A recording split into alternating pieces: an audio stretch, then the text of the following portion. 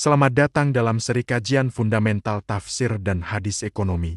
Modul ini adalah landasan epistemologis yang mengajak kita kembali ke akar dalil, Al-Quran dan Sunnah. Di tengah pesatnya industri keuangan syariah, kita membutuhkan akademisi dan profesional yang tidak hanya menguasai teknik finansial, tetapi juga memiliki integritas keilmuan yang kuat, berakar pada nilai-nilai syariah yang otentik. Inti dari kajian ini adalah kemampuan untuk melakukan ijtihad tematik terhadap ayat-ayat dan hadis-hadis pilihan, menafsirkan maknanya dalam konteks ekonomi modern, dan merumuskan nilai-nilai etika yang melandasi seluruh aktivitas ekonomi. Sebelum menafsirkan, kita harus memverifikasi. Prinsip-prinsip syariah harus dibangun di atas landasan dalil yang kuat.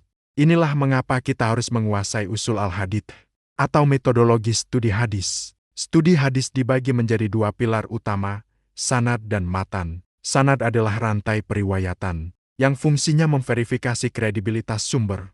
Kita meneliti kredibilitas adalah dan akurasi hafalan dhabt setiap perawi. Dalam konteks ekonomi, pemahaman sanad ini vital untuk menilai seberapa kuat dasar hukum yang digunakan untuk melarang atau membolehkan suatu transaksi, misalnya larangan gharar ketidakpastian. Sebuah hadis hanya dapat dijadikan dasar hukum jika sanadnya tergolong sahih atau hasan. Matan adalah teks atau isi hadis itu sendiri. Analisis matan menuntut pemahaman terhadap terminologi spesifik yang digunakan Nabi, seperti definisi riba, ihtikar penimbunan, atau syirkah kemitraan. Analisis matan juga memastikan bahwa isi hadis tidak bertentangan dengan Al-Quran atau hadis lain yang lebih kuat, serta tidak melanggar prinsip universal maqasid syariah. Metodologi ini, yang disebut al-jami wa al-tahlil pengumpulan dan analisis, krusial untuk mensintesiskan prinsip ekonomi universal dari hadis yang berbeda-beda, membedakan antara hadis yang bersifat normatif prinsipil berlaku universal dan yang bersifat deskriptif kontekstual terkait kondisi pasar Madinah saat itu.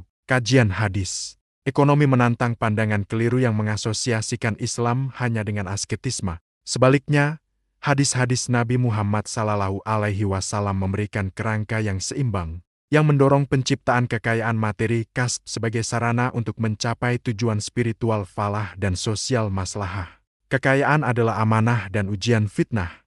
Islam mengakui keutamaan orang kaya yang syakur, bersyukur, dan aktif dalam kegiatan ekonomi produktif. Hadis yang menyanjung tangan di atas lebih baik daripada tangan di bawah memberikan insentif moral dan spiritual yang kuat untuk bekerja keras dan menjadi produsen kekayaan yang aktif.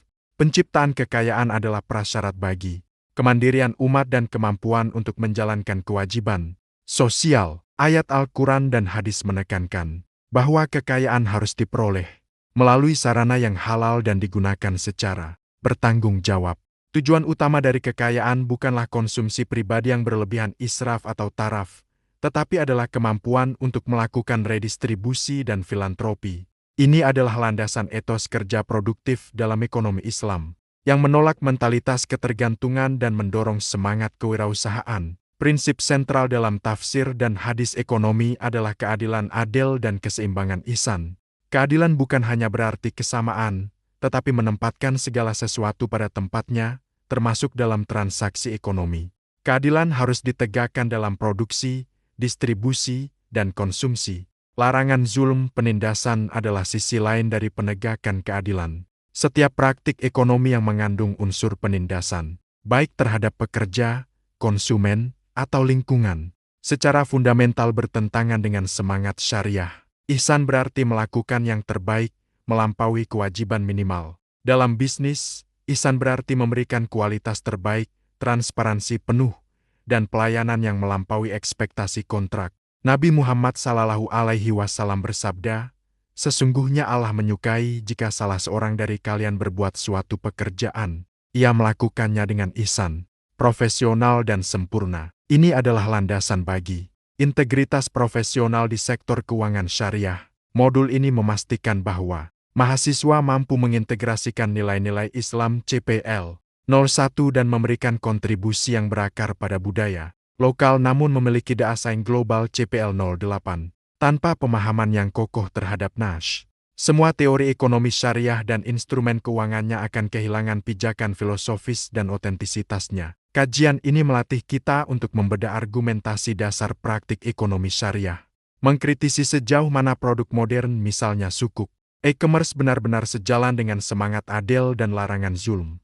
Penguasaan metodologi ini krusial untuk memastikan bahwa kebijakan ekonomi syariah didasarkan pada dalil yang kuat, sahih, dan relevan secara kontekstual. Asbab al-wurud, fondasi metodologis dan etos kerja ini adalah kunci. Di skrip berikutnya, kita akan menyelami isu paling fundamental dalam ekonomi Islam, larangan riba dan pembangunan sistem keuangan yang adil. Kita akan menganalisis ayat-ayat Al-Quran yang paling keras tentang riba dan bagaimana hadis-hadis Nabi memberikan panduan praktis untuk membangun sistem keuangan yang bebas dari eksploitasi.